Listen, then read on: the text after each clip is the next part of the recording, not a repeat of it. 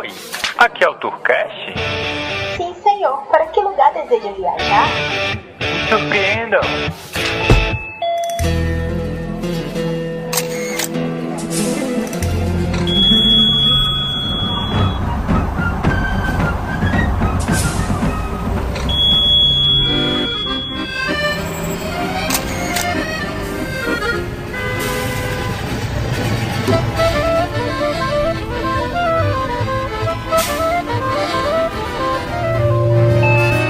Começa agora Tourcast. Olá, senhoras e senhores, sejam bem-vindos a mais um Tourcast, o seu podcast de turismo. Meu nome é Samir e eu não entendo porque o 9 de julho é feriado em São Paulo se nós perdemos essa revolução. É isso aí, galera, eu sou o Andrigo do Papo Alfa e eu devia chamar esse feriado de, na verdade, de Odiamos Minas, Sul e todos os estados que abandonaram o nosso querido São Paulo. A intenção do nosso podcast de hoje é falar sobre pontos de visitação na cidade de São Paulo, onde foi o palco de boa parte do que a gente tem aí como a conhecida Revolução de 32. A gente vai contar um pouco da história e depois a gente fala de alguns pontos que a gente recomenda que o turista possa passear e conhecer essa história. Então, se você estiver ouvindo esse podcast foi feito justamente para poder fazer com que você venha à cidade de São Paulo no dia 9 de julho. Se já passou dessa data, se você estiver ouvindo esse podcast, não tem problema, que os pontos turísticos continuam válidos. Você sabia que a Infinity e Redcars têm as melhores soluções de viagens e turismo de negócios para sua empresa?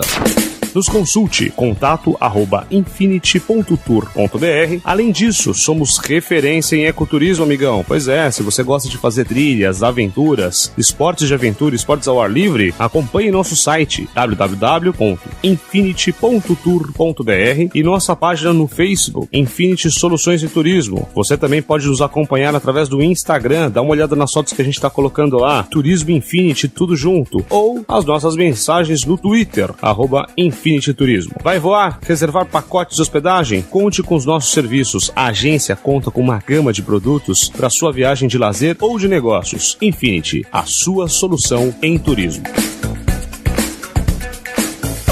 Precisa de vans na cidade de São Paulo? Conte com a Redcars. Temos frota própria para sua necessidade de logística na capital paulista. Acesse locaçãodevans.redcars.com.br, faça seu orçamento e se surpreenda com os nossos serviços. E aí, meu camarada, você gosta de ouvir o Tourcast? Nos mande um comentário lá na página despachados.com.br/podcast/Tourcast. Deixe seu comentário, seu ponto de vista, dica ou até mesmo sugestão de pauta. Pois é, a gente já fez alguns programas aqui baseado em ouvintes que sugeriram a pauta. Você também pode mandar um e-mail para tourcast@infinity.tour.br. Deixe seu comentário também no iTunes, amigão. Nos ajude a divulgar o Tourcast, o seu podcast de turismo.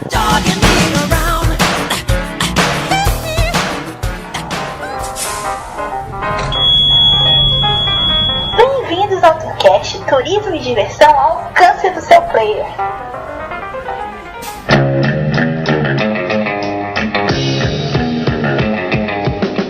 Meu amigo Rodrigo, você que tá lá no Alfa, e eu já vi que vocês já trouxeram pautas, né, que falam sobre história, então nada melhor do que você me ajudar aí, obrigado por você me ajudar a conduzir esse podcast Revolução de 32, o turismo, que isso tem a ver. E pra gente poder dar uma introdução, eu queria contar um pouco do que foi esse negócio chamado a Revolução de 32. E aí, tá preparado? Vamos embarcar nesse trem gostoso da Revolução, voltar a nossos queridos anos 30, aquela época gostosa, pós-quebra da Bolsa de 29, e principalmente, vamos aprender a fomentar o turismo na nossa querida São Paulo, porque se você vai na Paris, você vai em França, você vai ver lugares onde houve batalhas da Segunda Guerra, você vai pra África, você vai ver lugares das Guerras dos Boeres, você vai para os Estados Unidos, existem locais da Guerra de Secessão. Por que não a gente visitar nossa querida São Paulo e conhecer o que foi essa linda Revolução de 32? essa linda. Foi boa. Ó, vamos começar a história até um pouco antes, Andrigão. Vamos falar de 1889. A gente tem um fato histórico no Brasil que a gente teve a proclamação da República. E o que a gente tá falando aí é que entre a proclamação da República, né, a queda da monarquia e até a nossa Revolução de 32, a gente fala de aproximadamente aí um hiato de 42 anos, onde o Brasil experimentava pela primeira vez esse negócio chamado de República. E nesses 42 anos, ele foi feito à base de muitos tropeços, cara. É engraçado que oficialmente, né, entre a data da proclamação da República e até a Revolução de 32, o Brasil passava por uma bagunça. A gente teve aí, ó, 14 presidentes oficiais, mas na prática nós tivemos 19, você acredita? Era quase uma dança da cadeira, né, o negócio. Caía um, nem esquentava a cadeira, já caía o outro logo. Se a gente colocar nesse período de tempo, hoje um presidente fica no poder durante 4 anos, ou deveria, numa situação regular, mas aqui a gente teve um pouco mais de 2 anos e 3 meses, cara, se a gente parar pra dividir aí o período entre o volume de presidentes. Aqui eu vou citar pros que mais gostam de história, quem foram os primeiros, né? O primeiro foi o Marechal Deodoro da Fonseca, que já tirou, segundo a história aí, de pijamas, o nosso antigo rei, né? O monarca Dom Pedro II. Foi aquele golpe meio branco, aquele negócio de a onda republicana tá lá, igualité, liberté, fraternité, e se embora pra república, né? Não teve lá grandes lutas na nossa história republicana. E vamos dizer também que quem mandava no país, né? Quem tinha a força política do país, eram os cafeicultores, né? A monarquia já estava começando a cair em desuso, e há quem diga que com a abolição, né, a queda da escravatura, os cafeicultores não iam deixar a monarquia ficar por muito mais tempo. E é uma verdade, porque depois que a monarquia caiu fora e o Marechal assumiu por pouquíssimo tempo a presidência, quase todos os presidentes que assumiram a batuta desse país vieram do seio do café. Porque a gente tem que concordar que naquela época, até hoje em dia isso permanece como uma certa verdade, talvez tirando um pouco o eixo de Minas, né? Mas São Paulo, a capitania que já foi de São Paulo, então o estado de São Paulo, ele era um dos motores da nação devido ao café. E nós tínhamos ali no sul de Minas o cinturão leiteiro, que até hoje ali aquela região produz muito do leite consumido no Brasil. Então eram as duas potências econômicas da época, né? E como a gente sabe que em política dinheiro é igual a poder, então adivinha, era um do café, era um do leite, era um do café. De vez em quando entrava um da rapadura lá de cima e algum do charque lá de baixo, mas era raro. Era bem raro. E só pra gente colocar aí o resto dos presidentes, a gente teve Floriano Peixoto, Prudente de Moraes, Campos Salles, Rodrigues Alves, Afonso Pena, Nilo Peçanha, Hermes da Fonseca, Venceslau Braz, Rodrigues Alves. Só que esse daqui ele morreu antes de tomar o poder, cara. Antigamente era comum, eu não lembro que Rodrigues Alves morreu, se não me engano foi da gripe espanhola, não foi? Eu tenho quase certeza que foi da gripe espanhola, cara, porque ele foi eleito, mas não conseguiu nem assumir a batuta. Aí depois a gente teve Delfim Moreira, Epitácio Pessoa, Arthur Bernardes, Washington Luiz, Júlio Prestes, que também foi eleito, mas não assumiu em razão do golpe de 30. Que é esse exatamente o golpe que a gente depois vai retornar um pouquinho nele, que na verdade o golpe de 30 é onde se baseia na Revolução de 32. Exato, porque aí eles colocam aí uma junta, né, governativa provisória que foi composta de Augusto Fragoso, Isaías Noronha e João Barreto. E posteriormente vem o nosso amigo GV, Getúlio Vargas, que fica no poder de 30 até 45, depois ele voltaria, né, no poder, e foi a segunda pessoa na história do Brasil que mais tempo ficou no poder, né, ele só perdeu aí o Lula, o nosso Dom Pedro II, cara. Dom Pedro II foi o monarca, né, a pessoa que mais tempo ficou à frente da liderança desta bagaça. Ele não fez muita coisa, que ele começou com 5 anos e virou uma figura de poder, mais do que realmente um político mesmo, né? Exato, e como você bem falou, teve um determinado momento da história que o café se revezava com leite, mas até um momento que o café se desentendeu com leite, mas aí a gente vai para uma outra parte da história, né? Vamos agora tentar entrar e encaminhar as nossas histórias para a Revolução de 32. O que a gente não pode deixar de citar, o Andrigô, é que nessa parte da história, a monarquia, como a gente bem falou, ela caiu muito com o apoio dos cafeicultores, né? Acontecia uma coisa muito maluca antes de 30, né? Porque a gente vai falar que os cafeicultores é que dominavam a política nacional. Só que tem um determinado momento que o café já não representava mais um valor tão alto de mercado. E o próprio Getúlio Vargas resolve dar uma mãozinha na época para os fazendeiros e queimam as sacas de café para fazer com que o café sumisse do mercado e tentasse recuperar o preço, né? Porque tudo, quando a gente fala de mercado hoje, fala de preço, ele depende muito de um negócio chamado demanda, né? E oferta, né? Oferta e procura, né? Basicamente é da onde veio o nome do nosso querido bairro Moca, né? O meu avô, na época, ele é de 1916, então ele tinha 13 anos, né? 13 anos. E ele morava aqui na Rangel Pestana, né? Do lado de onde eu tô agora, aqui, a 50 metros aqui onde tá a minha empresa. E ele conta que durante essa época, aí, antes da quebra da bolsa, quando foi feito a queima do café para aumentar o preço no mercado internacional, falou que esse bairro inteiro ficava cheirando café o dia inteiro. Era café torrado o dia inteiro, porque é aí que vem o nome de Moca. Olha aí, e inclusive tem até uma marca de café, né? Se eu não me engano. Sinceramente, eu não conheço, não. Bom, e outra coisa também que vamos lembrar que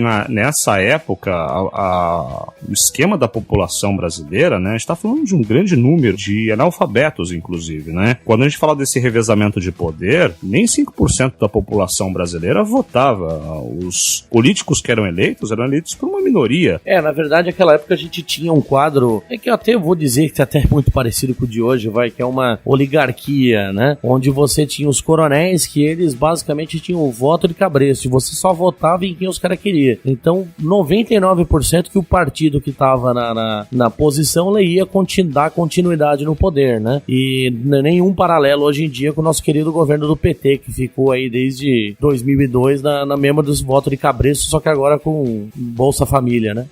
E bem como você citou aí, toda essa alegria do café, ela vai até 1929, né? Quando a gente tem o famoso crash da Bolsa de Nova York, né? Ou em inglês, crash da Bolsa de Nova York, que leva os Estados Unidos, que eram dos nossos principais clientes de café, para uma terrível recessão, e a gente, como vendia também para os americanos, sofremos essa recessão como um processo reflexivo, né? Sim.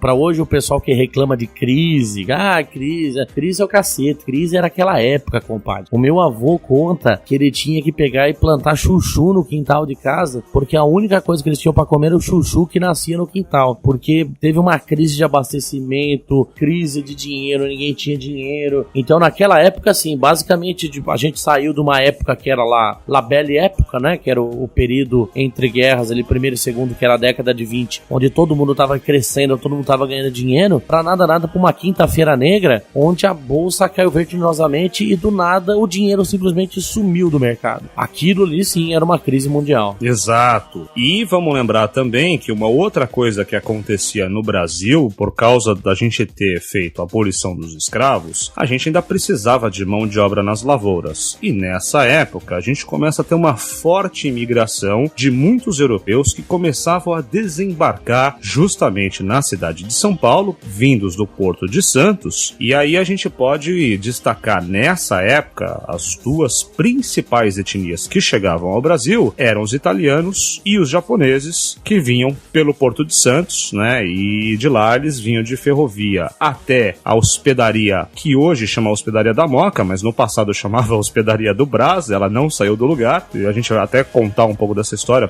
como um ponto de visitação, mas dali é que esses imigrantes ficavam durante 40 dias em quarentena para depois eles serem alocados nas fazendas. Só que muitos dos italianos e muitos dos japoneses aproveitaram e ficaram na cidade de São Paulo. Vai ver que é por isso, meu amigo Andrigo, que a gente tem tanta cantina e tanto restaurante japonês na capital paulista. Ma che bello, tutti italiani, como meu nono Luigi Cremiato, desembarcou aqui no Brasil em 1920, ele é nascido em Nápoles, e você vê a minha família mesmo, ela conta essa história da imigração. Eles vieram a pedido de um amigo deles aqui de Mauá, da cidade aqui de Mauá, na Grande São Paulo, que basicamente ele tinha uma pedreira e precisava de mão de obra. Então veio todos os Cremiato lá da Itália, mexia tudo com pedra lá na Itália e vieram mexer com pedra aqui em São Paulo. Olha aí.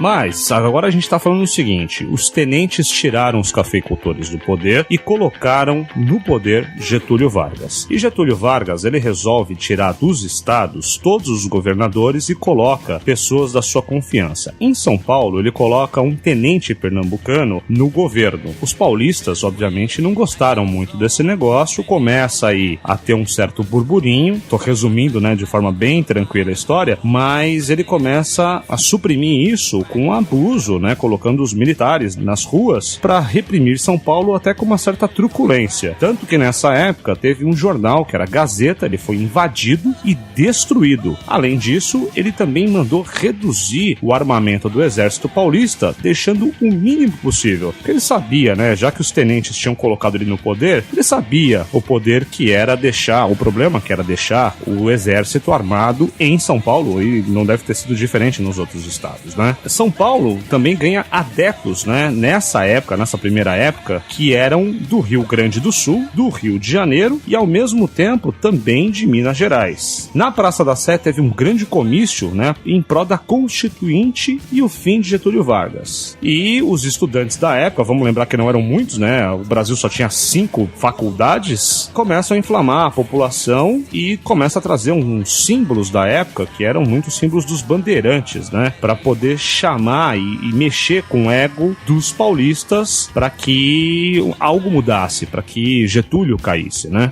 Porque o nosso querido Getúlio, ele nada era do que um grande ditador, né? Nessa época, eu até diria que existia um certo paradoxo, porque apesar de o São Paulo ser um estado desenvolvido, tudo, a gente tinha no governo um cara nacionalista que era do Rio Grande do Sul, que até então, há pouco tempo atrás, quase tinha separado do Brasil na República durante as guerras de Garibaldi lá, né? Então, o que aconteceu? Os paulistas, no mínimo, ficaram muito incomodados. Só que o Getúlio foi lá, vamos ali, vamos continuar, coloca ali um cara, vamos dar aquela segurada, não vamos fazer a Constituinte agora. A gente estava naquele velho impasse político, ele não se declarava ditador, ele não se declarava o salvador da justiça, mas ele também não fazia a Constituinte, ele ficava naquela de se manter no poder. E foi aí que começou a entornar o caldo. O primeiro a cair foi o Márcio Martins, durante esses conflitos, e depois a história começou a mudar quando 4 estudantes, o Euclides Miragaia, o Drauzio Marcondes, o Antônio Camargo, cujas iniciais com o Márcio Martins formava MMDC,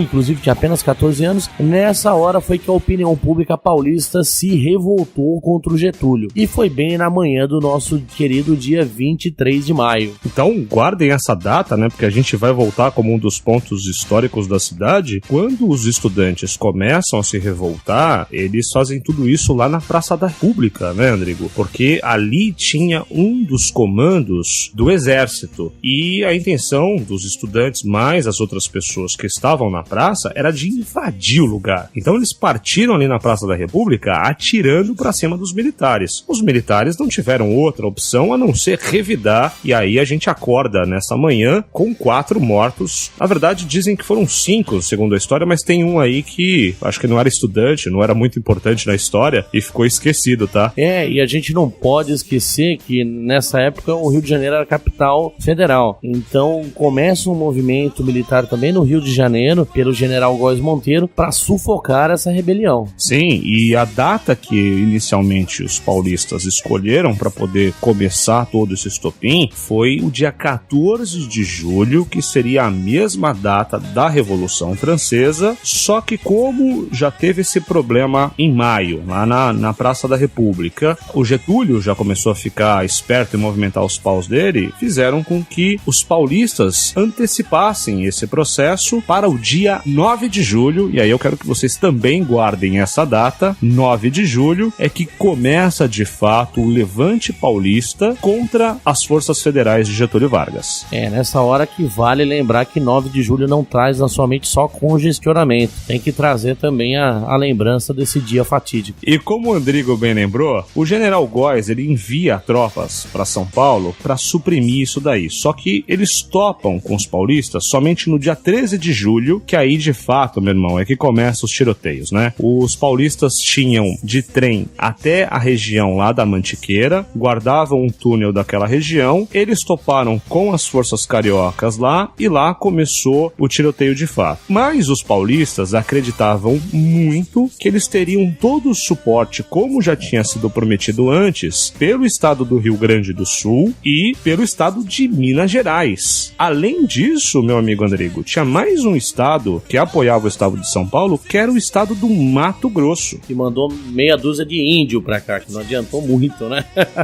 Porque quando Getúlio Vargas descobriu esse processo, ele destituiu lá o general que comandava Força do Mato Grosso, que na época ele tinha se comprometido a trazer 5.000 homens, mais artilharia pesada para São Paulo. E aí, meu amigo, o que apareceu aqui foi só meia dúzia, mas pelo menos essa meia dúzia aí tava do nosso lado, né? A grande verdade é que o nosso querido Getúlio, ele era um homem de visão e ele era, acima de tudo, um político, né? Então, se já no dia 23 de maio até dia 9 de julho se percorreram praticamente 2 meses, foi os 2 meses que praticamente o que ele fez? Ele se dedicou a sufocar o levante antes que o levante acontecesse. Então, ele foi até o general no Mato Grosso, conseguiu convencer o cara que o estado de São Paulo queria, na verdade, não uma nova Constituinte, mas sim queria separar do Brasil. Fez a mesma coisa com o pessoal do Rio Grande do Sul, que era mais fácil, porque afinal eram conterrâneos dele, né? Tomou um chimarrãozinho lá e fez a mesma coisa com os mineiros em São Paulo. Chegou com queijinho, um queijinho pra vocês, mineirinho e tal, não vamos ajudar São Paulo não, sabe aqueles bichos lá tudo metido a rico e os caras vão querer separar do Brasil. Então, esse golpe do Getúlio, essa diplomacia getulista, acabou meio que sufocando a rebelião antes de ela acontecer. Mas mesmo assim, os bravos paulistas continuaram. Exato, porque até então o que se tinha era uma suposição de que Minas Gerais estava chegando. O que ninguém sabia se era como amigo ou como inimigo. Só que quando os mineiros chegaram de fato aqui nas terras paulistas, eles mostraram que eles não vieram muito a fim de fazer amizade e desceram o tiroteio em cima dos paulistas. Cara, pra você ter uma ideia, só contra os mineiros são quase 4 dias de tiro pra tudo quanto é lado. E aí, Rio de Janeiro também começou a movimentar as tropas dele, saindo lá os navios na época de Paraty, mandando os fuzileiros da Marinha, mais alguns civis armados até Guaratinguetá. Então, antes mesmo de chegar em São Paulo, o bicho tava pegando, cara. E São Paulo tava sendo sufocado, porque ele tava enfrentando as forças no sul, e vamos lembrar que os gaúchos na época já tinham boa experiência de guerra, eles tinham participado de outros levantes, tinha uma cavalaria muito forte, muito experiente, e a gente tava lutando contra quase metade do país, né? Era contra o Rio Grande do Sul, e a gente não pode falar, porque também veio os outros estados do sul, Paraná e Santa Catarina, Minas Gerais e Rio de Janeiro. Não tinha como vencer.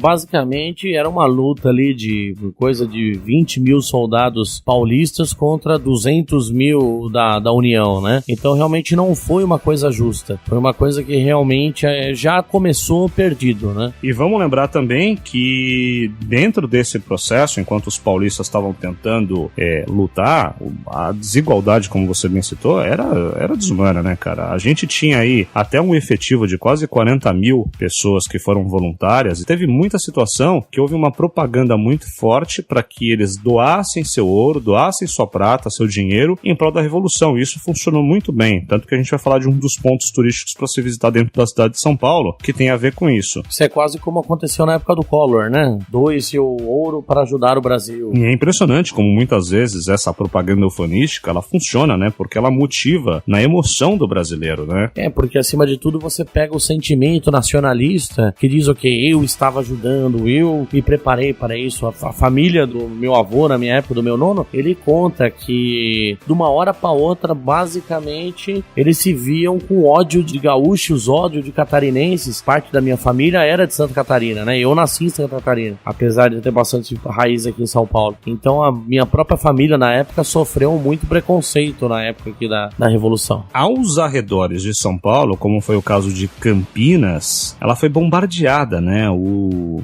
governo federal de Getúlio Vargas, ele tinha alguns aviões pintados de vermelho que eram conhecidos como os vermelhinhos. Não é o Chapolin Colorado. Não era o Chapolin Colorado, infelizmente. Eles bombardearam Campinas e nessa época eles mataram um menino de 8 anos, né? Chamado Aldo Chiorato, que era um escoteiro. Depois a gente vai falar um pouco disso. E essas notícias causaram um pânico geral na população. O negócio era o seguinte, Andrego, a gente tava perdendo, tomando tiro de tudo quanto é lado, não tinha mais jeito, e no dia 2 de outubro nós nos rendemos. Até porque, venhamos e convenhamos, quando a gente fala de guerra, a gente fala, nossa, os vermelhinhos bombardearam. Imagina, vem aquela imagem da Segunda Guerra Mundial de uns 150 aviões vermelhinhos vindo assim, lançando aqueles bombas voadoras V2 em cima de Campinas. Não, na verdade a nossa guerra aqui foi um pouquinho mais pobre. Era 3 aviões, hidroaviões ainda, que simplesmente o cara levava a bomba no meio das pernas dele, ele falava, eu acho que aqui é o quartel, ia lá e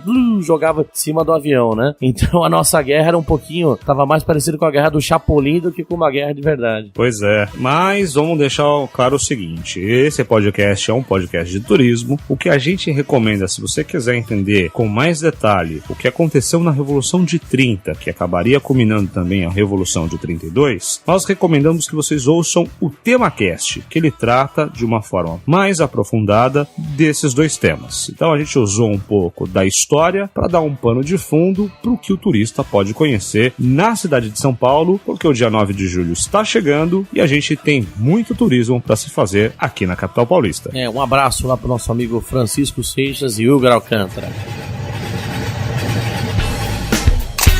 Você está ouvindo o Tourcast, seu podcast de turismo.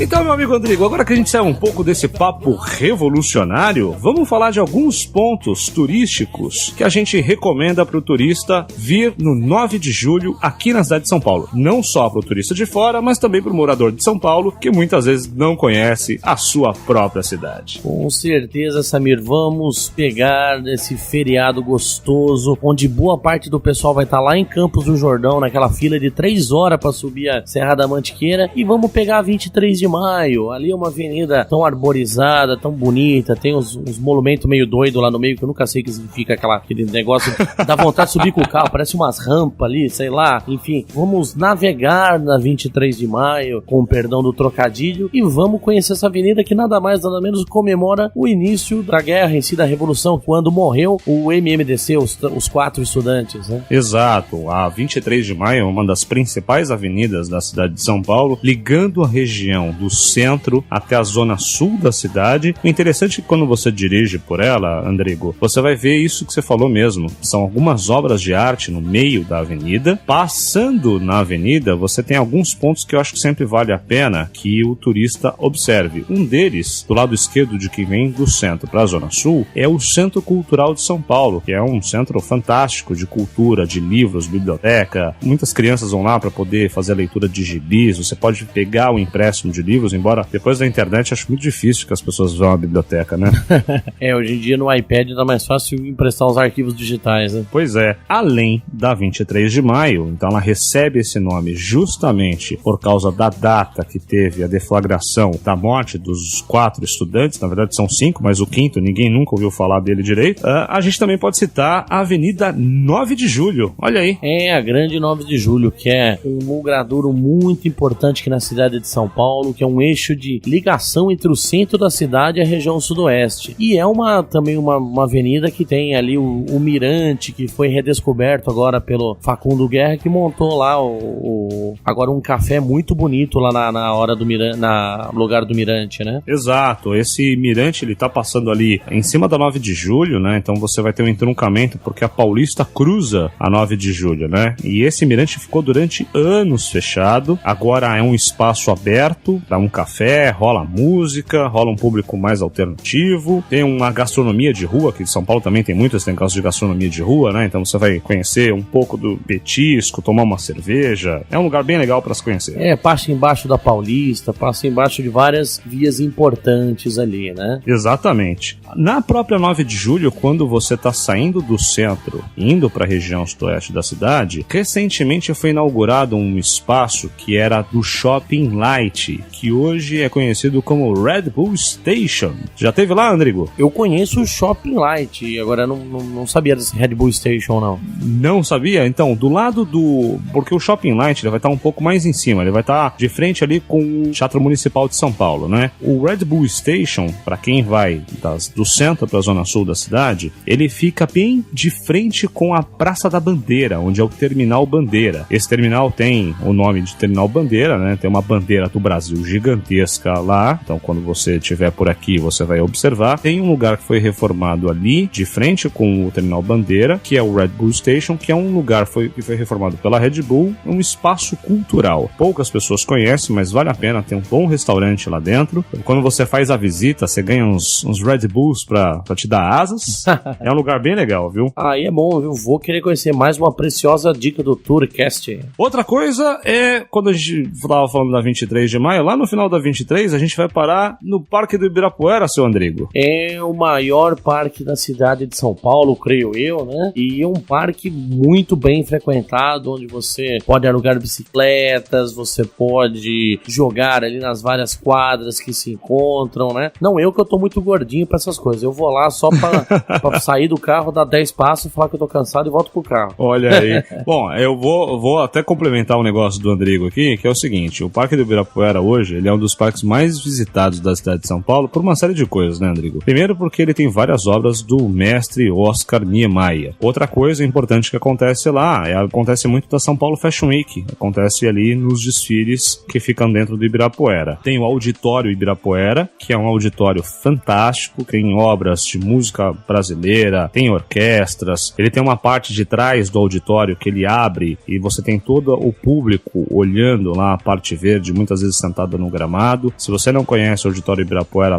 vale a pena conhecer. E um outro ponto que tem o obelisco, então quando você já está se dirigindo na 23, chegando para a Zona Sul, é quase que impossível que você não veja o obelisco, que também funciona como um mausoléu, em homenagem aos heróis da Revolução de 32. O obelisco do Ibirapuera, ele ficou durante muitos anos fechado e de um tempo para cá ele sofreu uma forte reforma promovida pela Polícia Militar do Estado de São Paulo e lá você vai encontrar onde fica depositado os corpos dos 4 estudantes que a gente citou aqui. Foram os grandes mártires da Revolução, né? Então eles resolveram homenageá-los com esse mausoléu, esse obelisco aí, que é muito, muito, muito bonito lá perto do Parque do Ibirapuera. Além dos 4 estudantes, tem outros 713 ex-combatentes ou pessoas que de alguma forma tiveram sua vida perdida na Revolução de 32, entre eles o menino Aldo Chiorato, por ele ter sido escoteiro, então vocês vão ver que a urna onde estão depositados os restos mortais dele tem uma série de enfeites diferenciados, então é quase impossível que você não identifique, além de você olhar a beleza por fora, porque você vai ver que ele é bem claro, né, porque ele é todo feito num tipo de mármore conhecido como mármore travertino. E eu tenho que confessar que eu, por exemplo, como habitante de São Paulo aqui há 11 anos, sou uma das pessoas que sempre passou em frente dele e não sabia, graças a Tourcast, agora estou sabendo que existia uma visitação interna ao obelisco também. E é legal que gratuito, hein, Andrigo? Vale lembrar disso. Então não tem motivo pro turista não passear por lá. Pega o seu tempinho, vem aqui pra São Paulo e dá uma passadinha lá no obelisco e relembra essa bela história da Revolução. Ali bem perto também, Andrigo, para as pessoas que não têm medo de insetos ou não têm nojinho de insetos, tem o Museu Biológico, Museu do Instituto Biológico aqui de São Paulo. Lá você vai ter a oportunidade de ver colmeias, Andrigo, colmeias de abelhas sem ferrão, além de poder manipular lagartas, baratas, louva-a-Deus, bicho-pau e uma série de outros... Eu passo o bicho-pau, deixa o bicho-pau pra lá, deixa ele quietinho no canto. Um outro lugar que a gente recomenda também é que o turista conheça o Edifício Martinelli. Já ouviu falar desse edifício, Andrigo? O Edifício Martinelli é muito famoso, né? Um edifício que tem uma história muito grande na cidade de São Paulo e é um lugar com uma arquitetura belíssima, né? Exato. Recentemente, acho que o History, ele tem feito um paralelo um programa que ele fez alguns anos atrás, que era Gigantes da Indústria. Ele falava muito dos gigantes da indústria americana, que é um seriado que eu recomendo muito, que o ouvinte possa conhecer. E recentemente ele lançou alguns programas chamados Gigantes do Brasil, né? Gigantes da Indústria do Brasil. Ele narra bastante o que é a história do Martinelli, mas vamos lembrar aí pelo ponto de vista turístico, é um edifício que fica aqui no centro de São Paulo, na Praça Antônio Prado. Antônio Prado foi o primeiro prefeito aqui da província de São Paulo, fica pertinho ali da BMF Bovespa. De segunda a sexta-feira, Andrigo, é possível que você visite o edifício para que você suba até aonde era o quintal, né, a varanda da mansão que era o Martinelli. Vamos lembrar que o edifício Martinelli, ele foi conhecido como o primeiro arranha-céu da cidade de São Paulo. Ele teve, no processo de construção dele, muita polêmica, porque inicialmente as fundações, a fundação do edifício, ele era para suportar 14 andares. Só que o Martinelli queria realmente que a obra dele ficasse conhecida na cidade e começou a elevar. De 14, o edifício hoje tem 28 andares. andares, Rodrigo. E na época era considerado praticamente um milagre da engenharia, né? Exatamente. E para provar que o prédio era seguro, né, porque teve uma série de complicações, porque o engenheiro responsável pela obra começou a dizer nos jornais, olha, esse negócio aí não foi projetado para suportar tamanho peso, então ele chamou alguns testes dos engenheiros politécnicos na época que atestaram a segurança do edifício e ainda de quebra constrói a mansão dele de mais 4 andares no alto do edifício. Então quando as pessoas que estiverem passando ali por baixo olharem a parte da sacada, vocês ainda não conseguem de baixo ver que tem mais 4 andares, que era a mansão do Martinelli. A visita, ela é gratuita, só acontece de segunda a sexta-feira. Você pode chegar lá no edifício e subir e ter uma visão 360 da cidade de São Paulo, algo que eu recomendo muito que o turista visite. Tem uma bela vista ali do nosso famoso prédio do Banespa, né, que é o nosso Empire State Building paulista, né? Exatamente. Então, se você ainda estiver no pique, de segunda a sexta-feira funciona também a visitação do edifício do Banespa, também na época ele era conhecido como Banespão, né, por causa do tamanho dele, né? Hoje devia ser Santanderzão, né, porque foi tudo privatizado, né? Então, se você for fazer a visita, ela começa das 10 da manhã até as 13h30, meia hora antes do fechamento do banco. Então, são 2 lugares que são mirantes da cidade de São Paulo, que a gente recomenda que você conheça. E aí, se for macho de verdade, você se esconde em algum lugar lá, espera da meia-noite e vai visitar o poço do elevador para você ver as histórias de fantasmas. Você vai ver o fantasma do menino morto, estrangulado lá dentro. Mas isso é papo para o podcast Mundo Freak. Boa! Além disso, a gente também pode falar da Praça da República, né, Rodrigo? Praça da República, essa que hoje, infelizmente, ainda tá meio detonada, né, por causa de invasões do pessoal da Cracolândia, mas a Prefeitura de São Paulo tá se esforçando bastante para deixar ela a praça linda como tem que ser, porque afinal, ali passou muita história, ali passou muita arquitetura, tem belas fontes. Creio que em breve aí, esse projeto de revitalização do centro vai deixar essa área muito boa de se visitar, inclusive à noite. Exatamente. Então, o centro de São Paulo, como uma metrópole, a gente sempre recomenda que o turista cerque-se de alguns cuidados, entre eles os seus bens pessoais. Você pode fazer a visita na praça, mas sempre fica de olho com os seus pertences, como é uma dica que eu dou em qualquer cidade no mundo todo. E tenta não visitar ele às 2 horas da manhã, igual eu fiz quando eu saí do cinema, passar no meio da praça, aí não é legal.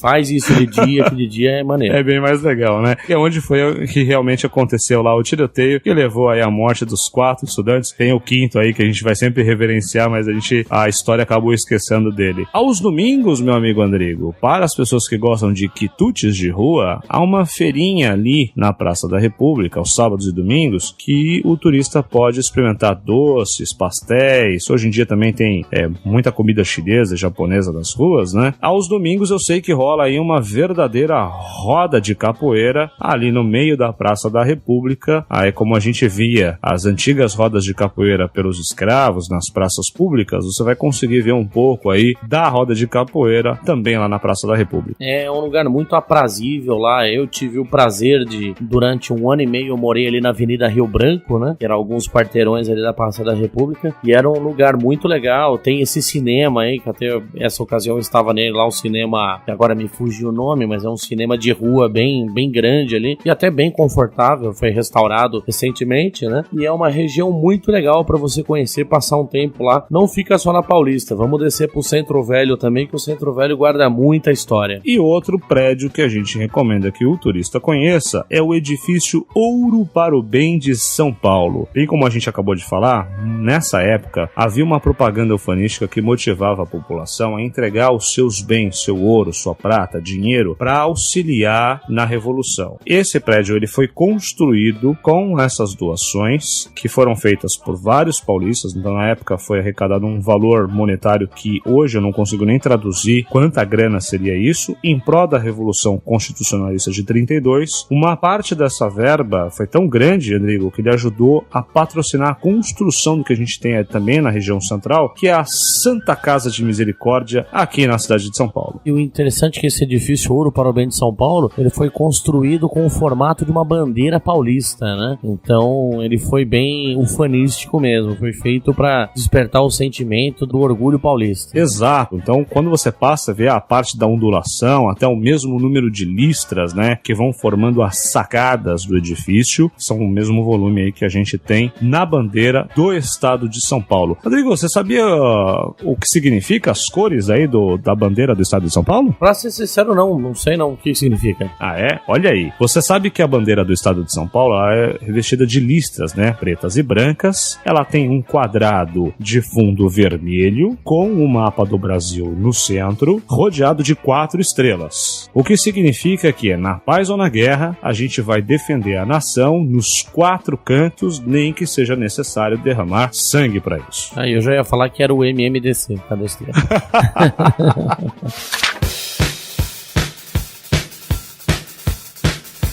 É isso aí, meus caros ouvintes. Eu espero e faço o convite para que você conheça a cidade de São Paulo. Se você vier no dia 9 de julho para conhecer ou para falar um pouco, para mostrar um pouco da história para sua família, para os seus filhos, esses são alguns pontos na cidade de São Paulo que tem uma forte relação com o que aconteceu na Revolução de 32. Infelizmente, a cidade de São Paulo não preserva tanto assim a sua história, né, para deixar as plaquinhas, folders, etc. Por isso que esse podcast te dá uma mãozinha para te dar um guia para que você conheça um pouco mais e aproveite a capital paulista. Meu amigo Andrigo, dá um pouco aí do seu jabá lá no AlphaCast. É isso aí, Samir. Nós estamos lá no papoalfa.com.br com PH e somos um podcast de política, filosofia, história.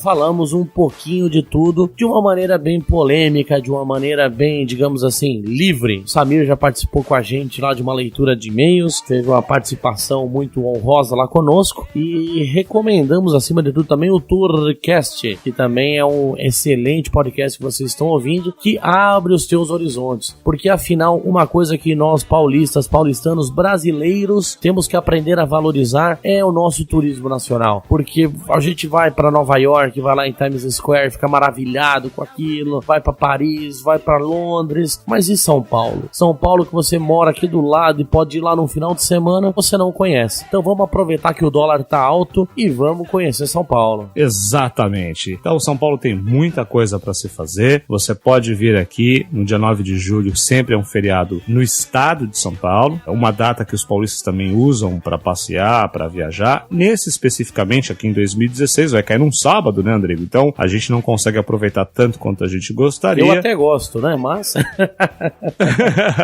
então fica o convite aí para que você conheça mais a capital paulista. E mais um detalhe, viu, Andrigo? Se o turista quiser, ele pode entrar também lá no site www.infinity.tour.br. Tem a parte da programação lá, onde ele pode acompanhar a programação que acontece no mês que ele está aqui na cidade de São Paulo. Que além dele poder conhecer tudo isso, a gente vai visitar a APA, a Área de Preservação Ambiental, que fica aqui na cidade de São Paulo, que reserva um dos lugares mais bonitos e mais preservados ecologicamente na cidade de São Paulo e abriga também o último rio limpo da cidade. É isso aí, recomendamos também a Infinity e Red Car Turismo, que afinal é sua maneira mais confortável para conhecer São Paulo, seja ela para fazer turismo ou aproveitando fazer mais um jabá para comprar também uma empilhadeira aqui na Promove Empilhadeiras. Também não podemos deixar de falar da minha ocupação principal, que é promoveempilhadeiras.com.br. É isso aí, vem se revolucionar na cidade de São Paulo, compra uma empilhadeira e eu vejo você no próximo Tourcast. Tchau, tchau, um abraço.